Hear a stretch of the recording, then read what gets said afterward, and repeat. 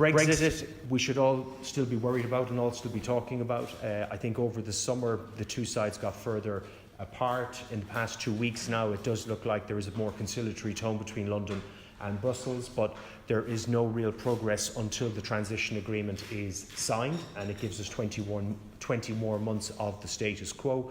But in the meantime, there is a risk that in April of next year, it will not be possible to fly between the UK and Ireland until that is done.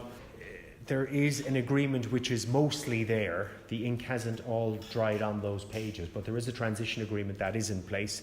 That needs to be signed over the autumn. It does look like in the past 2 weeks that both sides are getting closer. If that transition agreement gets signed, then the status quo, including flight rights, continues for another 20 months, which is good. Then both sides need to work on what's the permanent lasting solution to replace open skies. That work still needs to be done.